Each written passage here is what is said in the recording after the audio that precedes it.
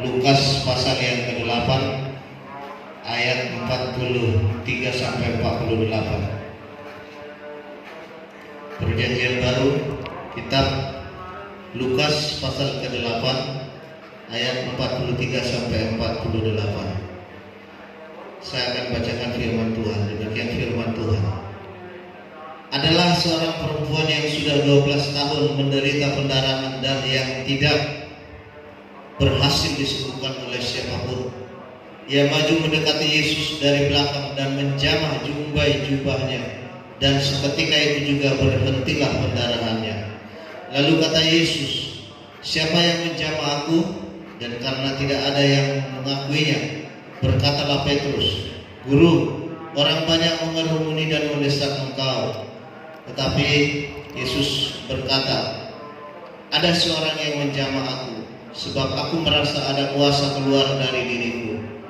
Ketika perempuan itu melihat bahwa perbuatannya itu ketahuan, ia datang dengan gemetar, tersungkur di depannya, dan menceritakan kepada orang banyak apa sebabnya ia menjamah dia, dan bahwa ia seketika itu juga menjadi sembuh.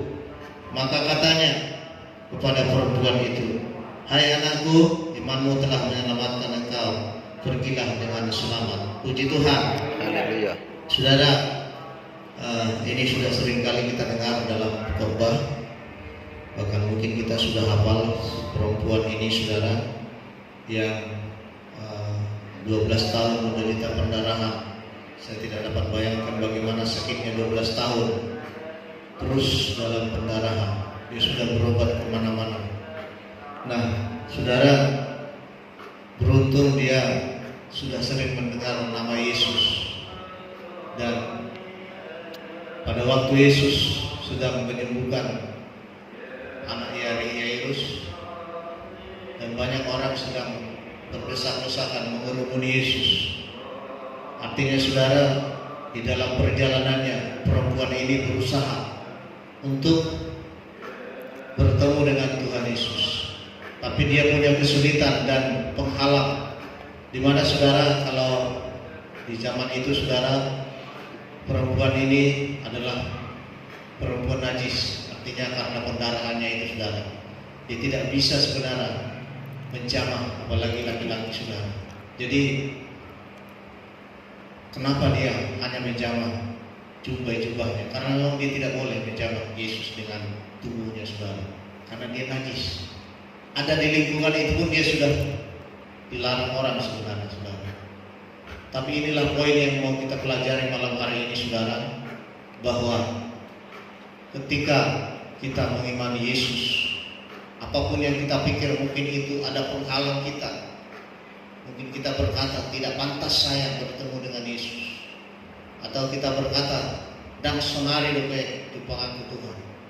Atau mungkin statusmu yang membuat karena engkau dicap orang berdosa, mana mungkin aku menjumpai Yesus, seorang yang suci. Saudara, ketika imanmu betul-betul ingin bertemu dengan Yesus, apapun penghalangmu, maka kuasa Allah akan terus bekerja dalam hidup.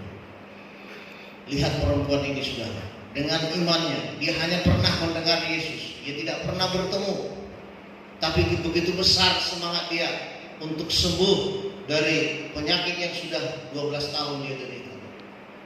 Memegang, asal ku pegang jubahnya saja, aku sudah sembuh. Artinya, saudara, setiap kita memanggil nama Tuhan, maka, saudara, sekalipun itu tidak kita bertemu langsung dengan Tuhan, kuasanya luar biasa. Ini yang harus kita imani, saudara. Iman perempuan ini luar biasa. Seharusnya dia tidak berada di situ, tapi dia berusaha di kerumunan orang banyak itu, saudara, berdesak-desakan. Nah, ketika kita berdoa, saudara, kepada Tuhan, dimanapun saudara berada, ketika doa kita itu berharap Yesus menolong kita, saudara, itu akan terasa bagi Tuhan. Itiki kita martamiang bagi Tuhan. Manang masona supantak kata-kata ni doa tay alay alanata jogar ni Yesus, terasa betul Tuhan. Itu artinya, saudara, dia merasakan itu, saudara. Sehingga ketika perempuan ini menjamah, jumpai jubahnya, ada tenaga yang keluar dari Yesus. Dia terasa, saudara. Karena apa? Karena iman perempuan ini begitu besar. Dia tidak kenal ini perempuan, maka ditanya kepada murid-murid, sudah menjamah jubah kau? Saudara, ada tenaga yang keluar yang dia rasakan. Saudara, begitu juga dengan kita. Setiap kita berkata dalam hati kita, Tuhan, ikut pamalumu doa, ikut pamalumu doa istri, pamalumu doa anak. Saudara, itu akan terasa begitu. Dia mendengar suara itu. Dia akan semakin beriman seperti perempuan ini, saudara. Apapun yang kau minta di dalam nama Yesus, maka Tuhan akan memberikan kekuatan kepada saudara dan akan menyembuhkan saudara. Puji Tuhan. Haleluya. Saudara percaya saja. Perempuan ini hebat, luar biasa imannya, saudara. Dia sudah tidak boleh sebenarnya di sana. Kalau murid-murid Tuhan tahu itu dia najis, saudaraku, itu akan diusir. Saudara, begitulah hidup kita. Apapun kita lakukan kalau untuk Tuhan, apapun mungkin penghalangnya, saudaraku, tetaplah jumpai Tuhan. Saudara mungkin belum bekerja, saudara mungkin mencari sesuatu, saudara, tetaplah andalkan Tuhan. Semakin engkau memanggil namanya, suaramu yang memanggil namanya itu, saudara, dia akan terasa kepada Tuhan. Tuhan di surga, tapi Tuhan pun ada di sini, ada di mana-mana, ada di tempat. Puji Tuhan. Haleluya. Yang kedua, saudara lihat, Yesus tidak pernah terlalu sibuk untuk menolong saudara. Dia tidak sibuk sekali. Saudara lihat, berdesak-desakan orang bertemu dengan Yesus. Dia baru menyembuhkan anak perempuan daripada Yairus. Orang sedang sibuk semua. Yesus sangat terdesak karena ramainya orang, saudara.